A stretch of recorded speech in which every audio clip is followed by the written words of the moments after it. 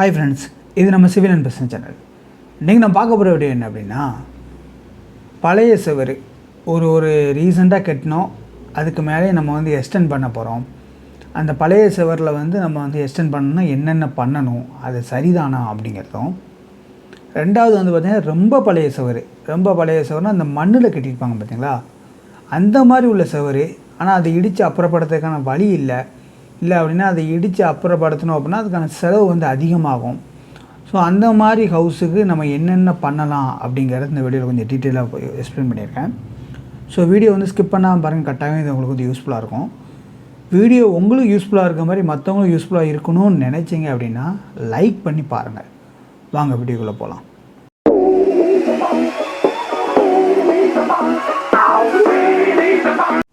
So இதுதான் அந்த பழைய சுவர். இந்த சுவர் வந்து பார்த்திங்கன்னா ஒரு 3 அடிக்கு அவங்க ஏற்கனவே வந்து இருந்தது. இது வந்து பார்த்திங்கன்னா ரீசெண்டாக ஒரு 10 இயர்ஸுக்குள்ளே கட்டியிருப்பாங்க. ஸோ அதுக்கு மேலே நம்ம வந்து எக்ஸ்டெண்ட் பண்ணணும். எக்ஸ்டெண்ட் பண்ணதுக்கு இது வந்து பார்த்திங்கன்னா ஒரு லோட் பியரிங் ஸ்ட்ரக்சர் தான், சரிங்களா. ஸோ இந்த லோட் பியரிங் ஸ்ட்ரக்சருக்கு மேலே அதை வந்து எக்ஸ்டெண்ட் பண்ணணும் அப்படிங்கிறக்காண்டி என்ன பண்ணியிருக்கு அப்படின்னு கேட்டிங்கன்னா, மேலே உள்ள பிளாஸ்டரிங் இருக்குது பார்த்திங்களா, அவங்க பூசிட்டு அந்த மேலே உள்ள பிளாஸ்டரிங்கை வந்து கம்ப்ளீட்டாக ரிமூவ் பண்ணி, அது மாதிரி அந்த பிரிக்கு இருக்குது பார்த்திங்களா, ஒரு லேயருக்கான பிரிக்கை வந்து ரிமூவ் பண்ணிட்டோம், சரிங்களா. இந்த ஒரு லேயருக்கான பிரிக்கு எதுக்கு ரிமூவ் பண்ணுறோம் அப்படின்னா, மேலே உள்ள டாப் லேயரு நம்ம அதிகமான மழை தண்ணிகள் எல்லாமே மேலே படும். அது வந்து பிளாஸ்டிங் ப்ரிவென்ட் பண்ணாலும் அதை வந்து ஃபஸ்ட்டு லேயர் ஆஃப் பிரிக்கு வந்து அப்சர்வ் பண்ணும், சரிங்களா. ஸோ அது ஃபஸ்ட் லேயர் ஆஃப் பிரிக்கு வந்து அதிகமான வாட்டரை வந்து அதிகமாக அப்சர்வ் பண்ண அதோடய ஸ்ட்ரென்த் வைஸ் அது வந்து கம்மியாயிரும். ஸோ அதுக்கு மேலே நம்ம லோடு ஏற்ற அதுவும் நம்ம ஃப்யூச்சரில் ஃபஸ்ட் ஃப்ளோர்லாம் கட்டுறது வரைக்கும் நம்ம ஏன்னா இது லோட் பியரிங் தான், கம்ப்ளீட்டாக வால் டு வால் தான் ட்ரான்ஸ்ஃபர் ஆகும். ஸோ அந்த வாலுக்கு மேலே அதிகமான ட்ரான்ஸ்ஃபர் ஏற்றதுனால அது வந்து கிராக் வர்றதுக்கான வாய்ப்பு இருக்குது. அப்படிங்கிறனால அந்த மேலே உள்ள ஃபஸ்ட்டு லேயர் ஆஃப் பிரிக்கை மட்டும் ரிமூவ் பண்ணி அதுக்கு மேலே நம்ம அப்படி கட்டிட்டோம். இதில் வந்து நம்ம வந்து செக் பண்ண வேண்டியது என்ன அப்படின்னா, அந்த நம்ம கட்டியிருக்காங்க பார்த்தீங்களா, அந்த பிரிக்கு அந்த லோட் பியரிங் ஸ்ட்ரக்சருக்கான வால் வந்து ஸ்ட்ரக்சரல் வைஸு சேஃபாக இருக்கா. ஸ்ட்ரக்சரல் வைஸ் அப்படின்னா அதில் வந்து எந்த விதமான வெடிப்போ கிராக்கோ இல்லை அப்படின்னா தட்டையில் சவுண்டோ அந்த மாதிரி இல்லாமல் ஸ்ட்ரென்த்தாக இருக்கா அப்படிங்கிறத மட்டும் நம்ம வந்து கிராஸ் செக் பண்ணிவிட்டு இந்த மெத்தடில் போகிறது பெஸ்ட்டு, சரிங்களா.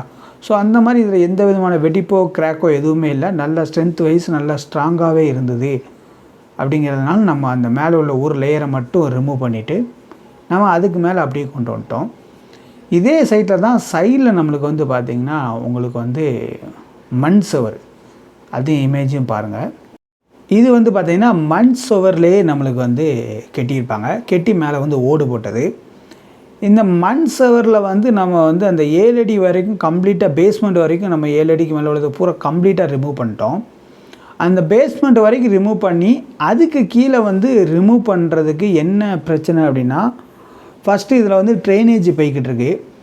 இந்த ஸ்டேர்கேஸ் படி கட்டியிருக்காங்க பார்த்தீங்களா, இந்த படியை ஸ்டெப்ஸை பூரா ரிமூவ் பண்ணணும். அது மாதிரி இந்த வாலை பூரா ரிமூவ் பண்ணணும். வாலை ரிமூவ் பண்ணால் மண் பூரா அந்த ட்ரைனேஜுக்குள்ளே விழும். ஸோ அதுக்கும் நம்ம அதை பூரா அப்புறப்படுத்திட்டு அதுக்கடுத்து நம்ம வந்து ஒரு 4 அடி வானம் தோண்டி அதுக்கடுத்து நம்ம வந்து பார்த்திங்கன்னா கல் கட்டி அதுக்கடுத்து நம்ம மண்ணை ஃபில் பண்ணி நம்ம வந்து நிறைய ஏகப்பட்ட ஒர்க் இருக்கும், சரிங்களா. ஸோ இந்த இதில் நம்ம வந்து அந்த பழைய முறையிலே நம்ம வந்து அந்த பழைய மண் சுவரை பூரா இடிச்சிட்டு பண்ணோம் அப்படின்னா, பட் நம்ம அதுக்கு ஆல்டர்னேட்டிவாக என்ன பண்ணியிருக்கோம் அப்படின்னா, இந்த கீழே உள்ள பேஸ்மெண்ட்டை வந்து நல்லா ஸ்ட்ராங்காக தான் போட்டிருக்காங்க, கீழே உள்ள கருங்கல். ஏன்னா இது வந்து முன்னாடி வந்து காம்பவுண்டு கட்டினதுனால முன்னக்கூட்டியே அந்த நாள்லேயே வந்து பார்த்திங்கன்னா கல் கட்டு இந்த ஃப்ரண்ட் எட்ஜில் ஃபுல்லாக நல்ல ஸ்ட்ராங்காக தான் போட்டிருக்காங்கன்ட்டாங்க. இந்த சைடில் வந்து அவ்வளோவா இல்லை, நம்மளுக்கு அந்த கிராக்லேயே நம்மளுக்கு வந்து தெரிஞ்சிடும், சரிங்களா. ஸோ அந்த சைடில் நம்ம வந்து உடச்சிருக்கோம் பார்த்திங்கன்னா, அந்த ரூமோட சைடில் நம்ம அந்த செவரில் பார்த்திங்கன்னா அந்த பீடிங் மாதிரி தெரியும். இந்த சைடு செவர் வந்து அவ்வளோவா பேஸ்மெண்ட்டில் வந்து அவ்வளோவா இல்லை அப்படிங்கிறனால அது கிராக்லேயே நம்மளுக்கு வந்து தெரிஞ்சிருச்சு. அதனால் சைடு செவரை வந்து ரிமூவ் பண்ணிட்டோம். இந்த ஃப்ரெண்டில் வந்து பார்த்திங்கன்னா அந்த நாளில் காம்பவுண்டு கட்டினால நல்ல வானம் நல்லா தோண்டிருக்காங்க. ஏன்னா பக்கத்தில் உள்ள அவங்க பேஸ்மெண்ட்டுக்கும் வானம் தோண்டியில் அந்த கல்லை வந்து எடுக்க முடியல, அவ்வளோ கல் வந்து அடியில் போட்டிருக்காங்க ஃப்ரெண்டில் வந்து காம்பவுண்டுக்காண்டி. ஸோ அதனால் அதுக்கு மேலே தான் இதை வந்து மண் சுவரை வச்சு கட்டினதுனால இதில் எந்த விதமான கிராக் எதுவுமே இல்லை. அதுமாதிரி பிளாஸ்டரிங்கும் வந்து பார்த்திங்கன்னா நல்ல திக்னஸாக அந்த நாளில் வந்து நல்ல திக்னஸாக போட்டிருக்காங்க. ஸோ அதனால் வந்து பார்த்திங்கன்னா தட்டி பார்க்கிங்கன்னா நல்ல ஸ்ட்ரக்சரல் வைஸு சேஃப் தான், எந்த விதமான கிராக் எதுவுமே இல்லை. ஸோ அதனால் நம்ம வந்து அதை வந்து ஆல்ட்ரு பண்ணுறதுக்காக நம்ம என்ன பண்ணியிருக்கோம் அப்படின்னா ஒரு பீம் வந்து ப்ரொவைட் பண்ணியிருக்கோம். சரிங்களா? அந்த பீமை வந்து எப்படி ப்ரொவைட் பண்ணியிருக்கோம் அப்படின்னா இந்த கல்லுக்கட்டு நம்ம இவங்க கட்டியிருக்காங்க பார்த்தீங்களா, இந்த கல்லுக்கட்டுக்கு 3/4 அடிக்கு நம்ம வந்து பார்த்திங்கன்னா ஏர்மானத்துக்கும் அது மாதிரி அந்த செவரில் அந்த அவுட்டரில் வந்து பார்த்திங்கன்னா அந்த செவர்லேயும் அதே மாதிரி உடச்சி ஏர்மானத்துக்கு ஏற்ற மாதிரி போட்டு நம்ம வந்து ஒரு பீம் மாதிரி ப்ரொவைட் பண்ணியிருக்கோம். இது வந்து செக்சுவல் வைஸ் கேல்குலேட் பண்ணியிருக்கு. அந்த பீமோட சைஸு, ராடோட சைஸு, நம்பர் ஆஃப் ராடு எல்லாமே ஸ்ட்ரக்சரில் தான். சரிங்களா? அது வந்து உங்கள் சைட்டுக்கும் அது சூட் ஆகாது. இது இந்த சைட்டுக்கு நம்ம வந்து கேல்குலேட் பண்ணியிருக்கோம். ஸோ இது வந்து பார்த்திங்கன்னா அந்த வாலோட பூரா நம்மளுக்கு வந்து ட்ரான்ஸ்ஃபர் பண்ணிடும்.